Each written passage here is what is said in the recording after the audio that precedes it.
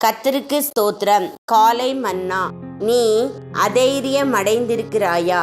பலங்கொண்டு திடமனதாயிரு. யோசுவா 1:6. அதைரியம் என்பது நாம் இருதயத்தில் சோர்வடைந்து எல்லா நம்பிக்கையும் இழந்து போகும் ஒரு நிலையாகும். நாம் அதைரியமடைந்திருக்கும் போது தேவன் மேலுள்ள நம்பிக்கையை இழந்து, தேவன் என் ஜெபத்திற்கு பதிலளிக்கவில்லை, அநேக நாட்களாய் நான் ஜெபித்து கொண்டே இருக்கிறேன், ஒரு பயனும் இல்லை, ஒருவேளை அவர் என்னை நேசிப்பதில்லை போலும் என எண்ணுகிறோம். நாம் நம் மீதுள்ள நம்பிக்கையையும் இழந்து நாம் தோல்வி அடைந்து இருக்கிறோம். நான் தோல்வி அடைந்து இருக்கிறேன். நான் செய்ய முயற்சிப்பதெல்லாம் தோல்வியாகவே இருக்கிறது. எனது வேலையில் எனக்கு வெற்றி இல்லை.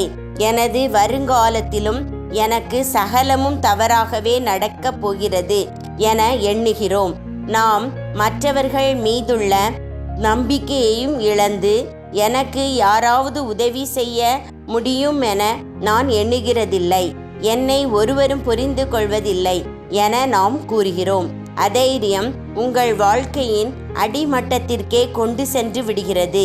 அதி நிமித்தம் ஆவிக்குரிய ரீதியிலும் சில சமயங்களில் சரீர பிரகாரமாகவும் கூட நீங்கள் பலவீனமடைகிறீர்கள். நீங்கள் மற்றவர்களுக்கு ஒரு பாரமாக மாறுகிறீர்கள். அதி நிமித்தம் பிசாசானவன் உங்களை இன்னும் அதிகமாக அதைரியமடைய செய்கிறான். தேவ பிள்ளையே, தேவ வார்த்தை இன்று உனக்கு நேராக வருகிறது.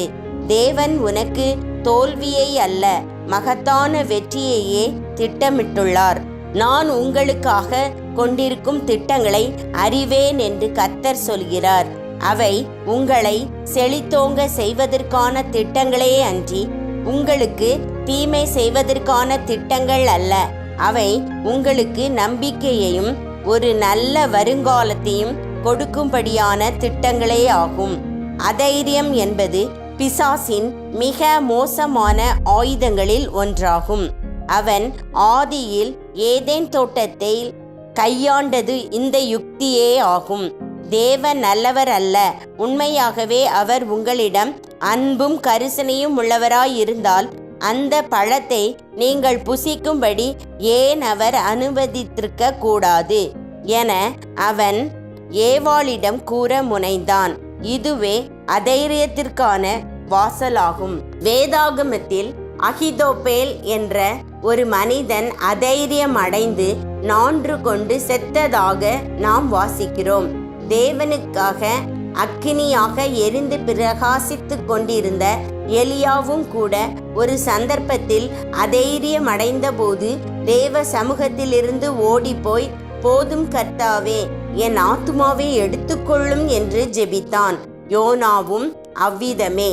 ஒருவேளை நீங்களும் அப்படி ஜெபித்திருக்கலாம். அன்பான தேவ பிள்ளையே, அது மிக ஆபத்தான ஒரு ஜெபமாகும். நீதிமொழிகள் 8:36 தேவனுடைய வசனம் இவ்விதம் கூறுகிறது: என்னை வெறுக்கிறவர்கள் யாவரும் மரணத்தை விரும்புகிறவர்கள். நீங்கள் மரணத்தை விரும்பும்போது கர்த்தராகிய இயேசுவை வெறுக்கிறீர்கள். நான் இயேசுவை நேசிக்கிறேன் என நீங்கள் ஒருவேளை கூறலாம். ஆனால் நீங்கள் மரணத்தை விரும்பி, தேவனே என்னை எடுத்துக்கொள்ளும் என ஜெபிக்கும்போது உங்கள் அறியாமையினாலேயே நீங்கள் கர்த்தராகிய இயேசுவை வெறுக்கிறீர்கள். அன்பான தேவ பிள்ளையே, சோதனைகள் உன்னை அழிப்பதற்காக அல்ல, உனக்கு ஆவிக்குரிய உயர்வை அளிப்பதற்காகவே அனுமதிக்கப்படுகின்றன. எனவே சோதனைகளை சரியான மனப்பான்மையுடன் எடுத்துக்கொள்வாயாக. சோதனைகளிலேயே பரிசுத்தவான்கள் உருவாக்கப்படுகின்றனர். ஆகவே உனக்கு நேரிடுகிற தொந்தரவுகள் உன்னை தொந்தரவு செய்யும்படி நீ இடம் கொடுக்க வேண்டாம். சுய அனுதாபத்திற்கும் அதைரியத்திற்கும் நீ இடமளிக்காதிருப்பாயாக. அப்படி செய்தால் நீ தேவனுக்கும் மற்றவர்களுக்கும் ஒரு பாரமாக மாறிவிடுவாய். ஆமென்.